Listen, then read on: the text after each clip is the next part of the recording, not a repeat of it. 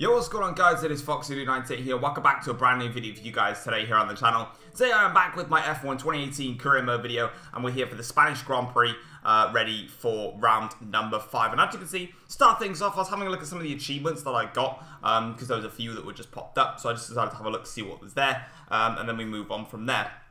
And as you can see, got a couple of messages there, just letting us know what's going on in terms of the race itself, and qualifying, the weather report, all of that stuff. And as you can see, obviously we've got a new contract that is for this Grand Prix. In the last episode, if you haven't seen that one, highly recommend you go check that one out.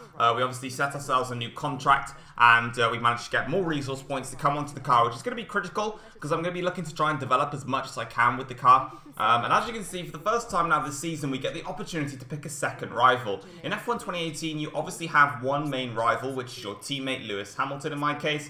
However, obviously for this section here, we've obviously got to choose between Kimi Raikkonen and Max Verstappen. Now, between one of these two, we're going to have to try and fight them as well as Hamilton. So I decided to go a little bit cautious on my first attempt and just pick Max Verstappen, because obviously my pace has been very, very strong so far this season. But we're coming up to Spain and Monaco, which are two of my worst tracks to drive, especially Monaco. If I finish the race at Monaco, I'm going to go and buy myself a chocolate cake. If I don't, then I'll still probably just be happy, because Monaco I hate. But obviously I don't want to pick Kimi Raikkonen, because I feel like I'll just be too damaged in the rivalry at that point. But moving on into the practice session, and this was a really bad practice session. In fact, this was my worst practice session I think I've ever had in a Formula 1 game. Here in towards FP1, we were doing the track climatization test, and for some reason, I nailed the apex of turn 2. But the curbs obviously are a lot worse this year in some circumstances, and I just got absolutely launched. I mean, I hit the apex of 1, took the proper line for 2, and all of a sudden the car just went around. It was all due to the curbs, and yeah, it was weird. But moving on into the FP2 session, I went ahead and completed the track climatization test just to get the resource points, because I knew I wasn't really going to get much from here. I went with the qualifying simulation run next, because I just wanted to see what my pace was like, and if I had really good pace in this, I'd go ahead and do the tyre wear and the fuel saving and everything like that. But that didn't go to plan either, because I just got myself on the grass and yeah, crashed out of FP2 as well. So literally this entire practice session has just been crashes, and that doesn't half dent your confidence going into qualifying. But as you can see then, as I went through here, I sort of nailed turn 4. I then had to do a sort of like a second jab at the steering, because it was going wide. And then I just got onto the grass, and like an idiot, I just kept the throttle down, thinking the car would stick. But eventually it just completely went sideways. And that was me out of qualifying, which is just an absolute nightmare. Sorry, out of practice even. So that's two practice sessions, 2 crashes. Moving on though into qualifying now for the Spanish Grand Prix, and as you can see, we actually managed to complete a lap, which is helpful, and it was fastest, but eventually we're going to have drivers that will go even quicker than that, even though we did beat Hamilton to start with, but eventually we'll have other faster drivers, and you'll see it right there. Hamilton, Verstappen, myself, and then the other set of top drivers were all on the soft tyres, so they weren't really in any form of competitive shape, so hey ho, that's all we can kind of ask for really, is just to try and do as best as we can with obviously the car that we've got for 2 tracks that are, well, I mean, the Spanish Grand Prix in real life has been a very happy hunting ground for Mercedes, but for the game, it's not so much. But moving on then into Q2, we come ahead and cross the line, and we actually crossed and finished in P6, starting on the super soft tyres, of course, and you can see this was one of those races where, in hindsight, maybe starting on the soft tyres wouldn't have been such a bad idea for myself, but I decided to just keep sticking to this 2-stop regime. But I think in future, if I have a track that I've genuinely got no pace at, I think I'm going to have to go ahead and do the 1-stop, but I decided to do the 2-stop in this race because I felt like there was still more that I could get out of this car. I didn't feel like my raw pace was really showing. And into Q3, I managed to go ahead and pop in. I think I'm 3/10 down on Vettel's time, but eventually now coming through the final corner here, I missed the first apex of the chicane. Didn't do too bad on the second hand. Could have left myself a little bit more room on the exit there. Ricciardo goes fastest, but eventually we come across the line with DRS, and we do improve, and it does get us in front of Max Verstappen in the Red Bull, but it's only P4 for the Spanish Grand Prix, which is a little bit annoying, but at the end of the day, that is the best we could have hoped for. So, you know, we can't do much more than that. Ricciardo gets pole position, though, for the Spanish Grand Prix. So that's the first time that a Red Bull has been on pole position in my career mode. Red Bull have been terrible in my career mode as of late. for the entire season, really. And Hamilton down in P6. So really, this is not a good track for Mercedes-Benz, it seems. But as you can see then, having a look at everything, you can see here that we actually lost the rivalry to, or losing the rivalry to Hamilton and also Verstappen, which is weird. But yeah, without further ado, let's get into the race for the Spanish Grand Prix. What does the Spanish Grand Prix have in store for us today, I wonder? I hope we see some tight wheel-to-wheel action down the main straight, circa Mansell and Senna way back in '91. Or maybe we'll have a more strategic race here on a track where overtaking can be difficult. The Circuit de Barcelona-Catalunya then, a high-speed 2.89-mile circuit which demands an efficient downforce package and bravery on the part of the driver, especially through the blind right of turn 9, which we might just see taken flat this weekend.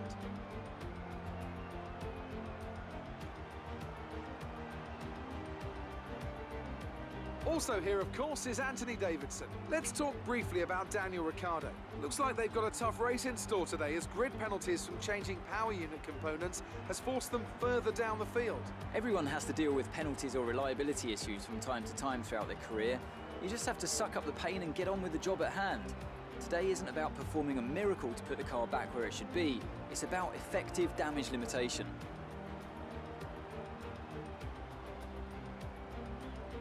So before the off, let's remind ourselves of yesterday's qualifying session with a look at the starting grid. Kimi Raikkonen's perfect lap yesterday sees him start from pole position, with Sebastian Vettel starting alongside. Looking down the rest of the grid, we have Thomas, Verstappen, Lewis Hamilton and Alonso, Hülkenberg, Grosjean, Sainz and Daniel Ricciardo. They'll be starting further back after an earlier grid penalty. Perez, Van Dorn, Esteban Ocon and Magnussen, Gasly, Hartley, Lance Stroll and Marcus Ericsson, Sirotkin and Charles Leclerc rounds off the grid. And with lights out just moments away, it's time to go down to the track.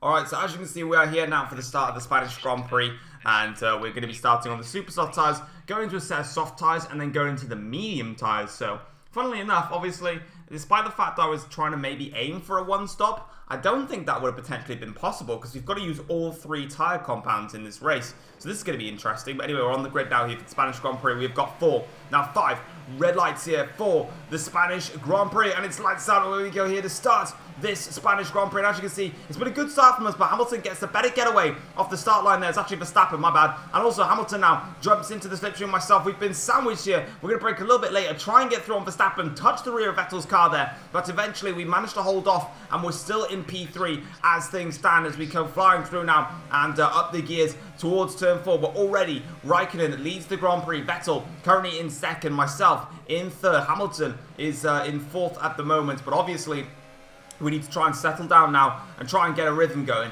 On to lap 3 of the Grand Prix now. Vettel and Raikkonen are pulling away very, very rapidly, and Lewis Hamilton is now all over the back of me. As you can see here, up towards turn 4. He has a little look in towards there, but I managed to brake a little bit later, get the nose turned in a bit more, and just basically close that door down. But already things are not going the way that I wanted, and you can see that Hamilton is now all over the back of me here. So at this stage in the race, I don't quite have the pace to beat the Ferraris as we clip that curb. That's another curb that in F1 2017, it was critical you hit that curb, but this time, if you go anywhere near that curb and bounce over it, there's a high possibility that you're just going to go sent spinning off into the wall. So that is something to be watchful for. But already here, you can just see that the pace is just not there. The Ferraris have absolutely bolted in this Grand Prix, and I just don't have any answer for it. So as you can see here, Hamilton's actually in the slipstream, and he's also got DRS. In this stage of the race, I just didn't bother fighting him.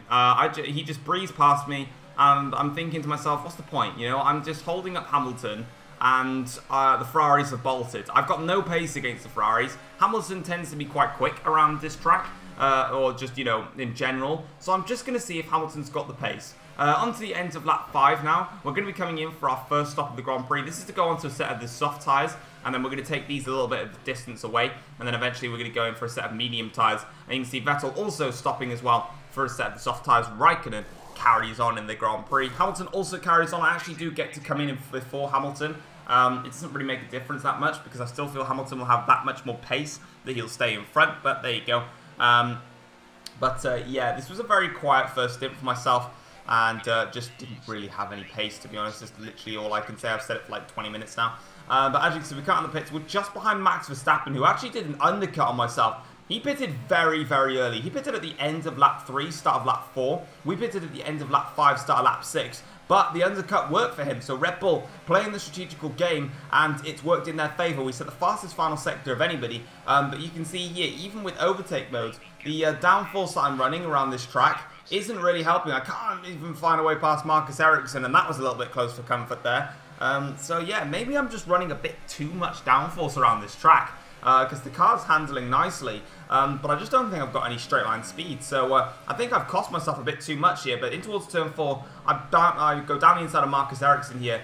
So that kind of helped me a little bit there. So I've kind of realised that the only really way I'm going to be able to attack drivers is through the corners. Obviously, like in Baku, I made sure that I wasn't as good in the corners, but I had a pure straight line speed. Whereas here, I'm now trying to go with good cornering speed and slightly lacking on the power unit side of things. And I don't think it was the right way to go. I just don't feel like I was fast enough here. But in terms of power unit, against the Renault power unit, well, anything can beat the Renault power unit, to be honest, it's terrible. As we go down inside of Van Dorn. Going a little bit deep, though, so Van Dorn does fight this one back, but eventually he gets onto the curb there, and that is his battle over with, as Verstappen and Hamilton are actually scrapping in front. So this is going to get a little bit tasty here now, as Hamilton gets in front, and now you can see that we're very close to the back of Max Verstappen. We seem to be pretty good on the brakes, but we're just not really good everywhere else, and Vettel here now sets the fastest lap of the Grand Prix as Ferrari showing more dominance in this race. We've got the DRS here. We're going into overtake, but Verstappen's got a better slipstream against Lewis Hamilton because he's closer, and as soon as he moves over, we've now got a double slipstream here, but in towards turn 1, I'm going to play this one cautiously. I'm not going to fight it out. I actually run a little bit deep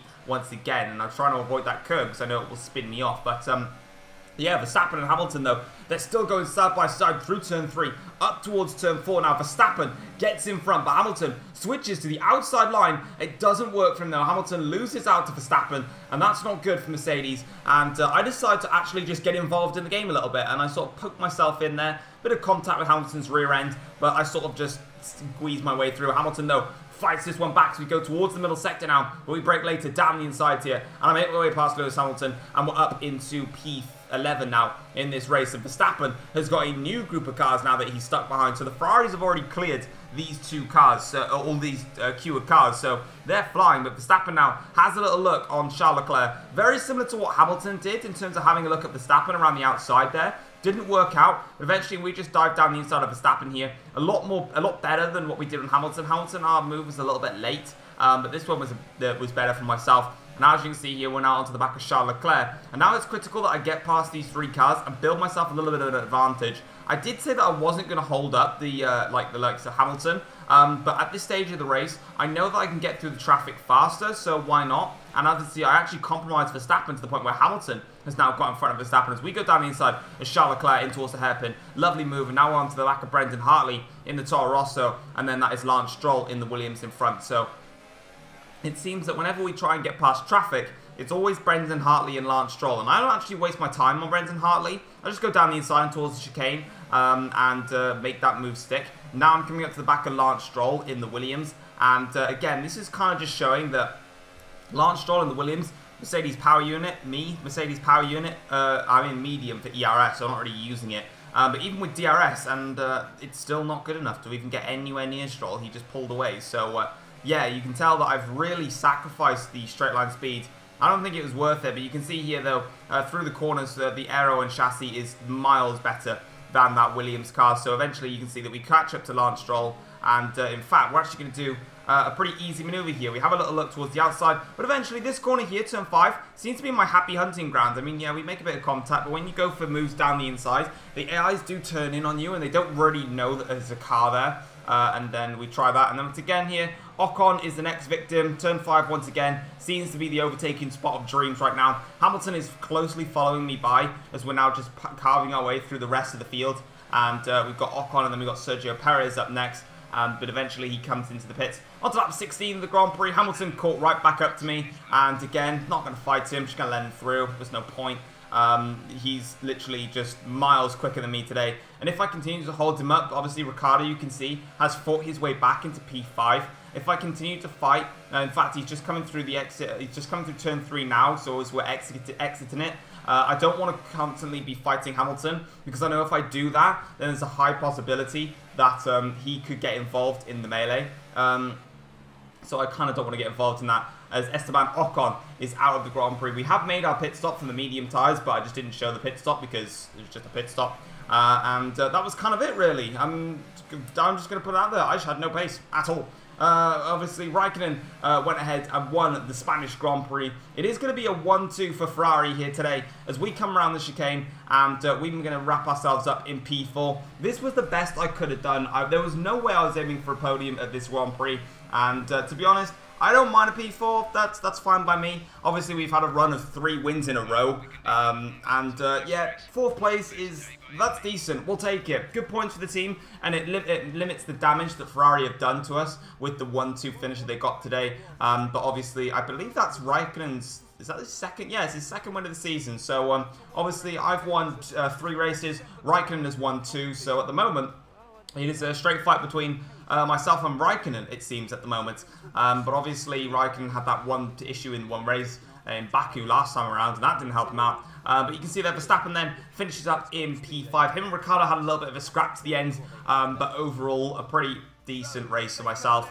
I pretty much did what I could. I got a good start, tried to have a look at Vettel, didn't work for ourselves. I knew that I wasn't very fast. I let Hamilton through, and then eventually, when I carved my way through the traffic, Hamilton came back at me. I just let him through, didn't hold him or myself up, and then I just took the car home then from there, really. That's all I could do, and I did all I could do. That's what you can do. If you don't have the pace, you've just got to make sure you extract as much as you can out of the car, and we did that just today.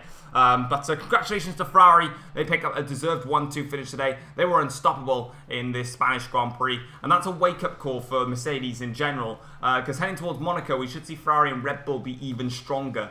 And with Monaco being a track that I crash at pretty much every single time I go there, there's a high possibility that I'm going to crash out again. So I need to make sure that this points advantage that we've got, which you can see on your screens there, we need to make sure that we hold on to this. Because when we get past Monaco, no matter if we score points or if we don't, we'll be coming to the Canadian Grand Prix, which is the track that I always excel at. And then we've got the French Grand Prix later on after that as well. But in the constructor standings, we're still in front of Ferrari. Renault is still in front of Red Bull, which is just weird. I don't understand how it works like that. Amazing performance out there. You must be really happy. Things were close between you and your rival, but it looks like you're coming up top, doesn't it?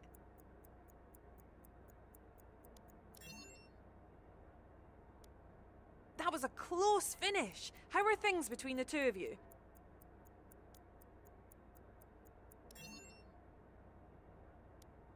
You left some bodywork out there on the track. Were you struggling for grip?